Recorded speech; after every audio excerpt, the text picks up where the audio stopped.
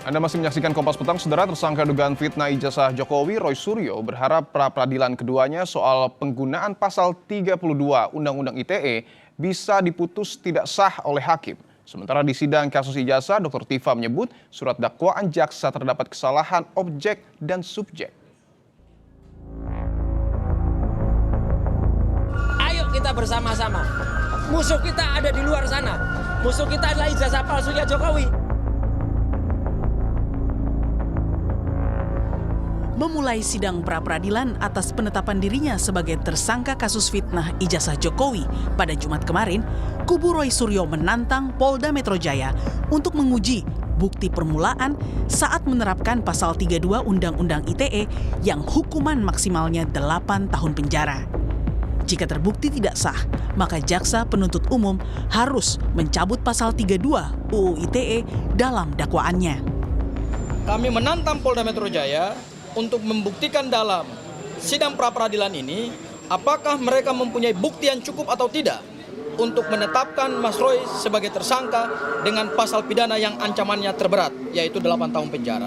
Ataukah jangan-jangan memang itu adalah suatu pasal entertain yang tidak diperkuat dengan bukti yang kuat, bukti permulaan yang cukup, atau dua alat bukti yang sah hanya karena pelapornya adalah Insinyur Joko Widodo yang kita tahu adalah mantan Presiden Republik Indonesia. Dampak seriusnya adalah jaksa penuntut umum harus mengeluarkan pasal 32 dalam surat dakwaan.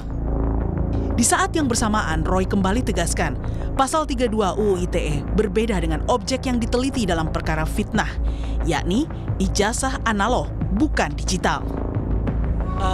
Apa yang nanti akan diuji itu tidak berkesesuaian antara barang fisik, barang analog, dan barang digital.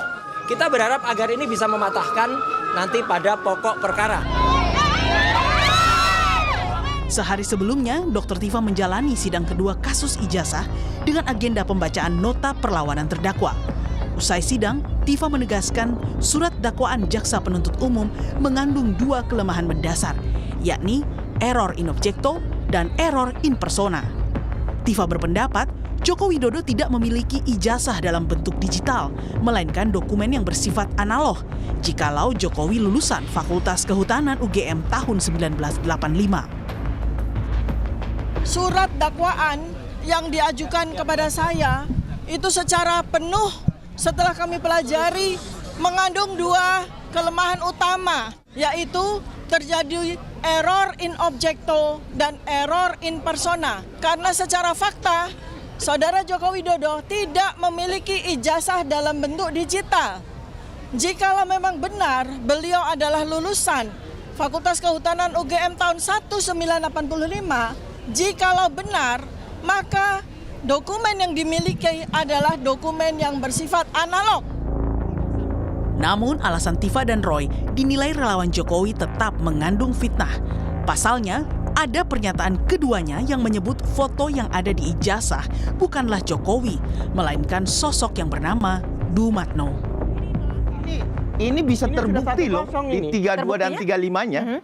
Kenapa saya bilang? Karena dia mau ngotak-atik foto Bapak Insinyur Joko Widodo menyamakan dengan Dumatno. Ini hati-hati. Sudah jelas mengatakan itu bukan foto Bapak Insinyur Joko Widodo tanpa penelitian yang jelas. Yang bahayanya saya apa sebutin dong bahayanya. Itu offset. Kenapa menuduh foto pemilik ijazah yang aslinya sudah diperlihatkan di dalam pada saat gelar perkara khusus, ya kan? Sudah diperlihatkan dan itu milik Bapak Insinyur Joko Widodo.